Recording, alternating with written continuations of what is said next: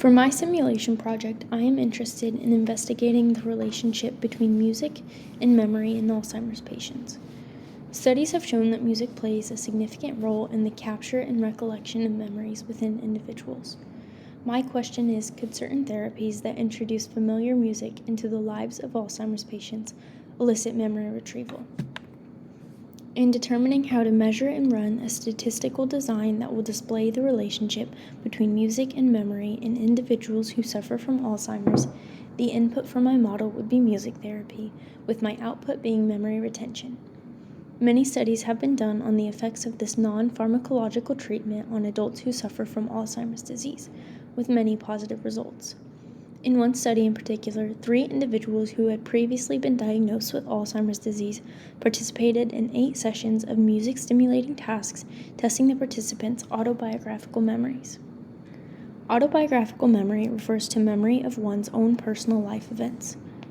Comparison of means tests were completed with results indicating that musical stimulation is a safe, well-tolerated form of intervention that successfully enhances autobiographical memory in adults suffering from Alzheimer's disease. For demonstration purposes, I've added simulation data to display the effects of music therapy on memory retention. The type of test that was run to display this was a repeated measures ANOVA that measured memory retention over multiple trials. In the first line of my script, necessary libraries are loaded.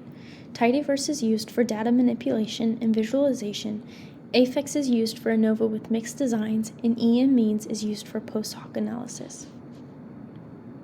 setSeed ensures reproducibility of the random data generation. DataFrame creates a simulated dataset with 30 participants over 3 trials, a between subjects factor with 2 levels, control and therapy, a within subjects factor with 3 repeated measures, and then simulated retention scores.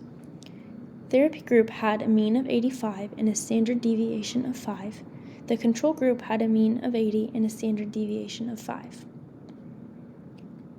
Head data displays the first 6 rows of the dataset, ensuring it was created correctly and checking the data structure. In this line, we converted the columns to factors, which ensures that both group and trial are treated as categorical variables, which are necessary for proper ANOVA analysis. Now the repeated measures ANOVA is run. ID identifies the participant ID for repeated measures. The dependent variable is the retention score. The within subjects factor is the trial variable, which is repeated over time. The between subjects factor is the group, and data specifies the dataset to analyze.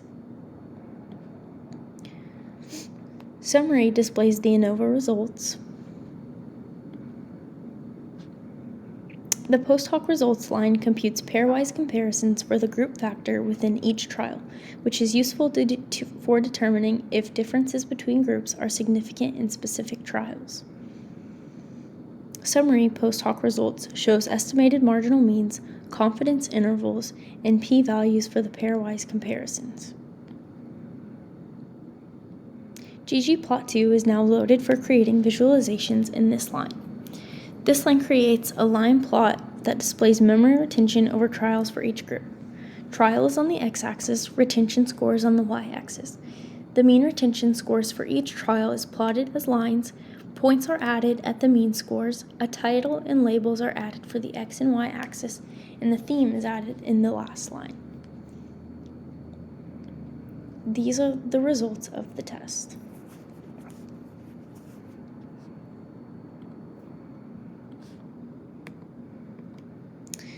You may recall the study mentioned earlier that tested the autobiographical memory of Alzheimer's patients when music-stimulating tasks were completed. My quiz question asks, what is autobiographical memory?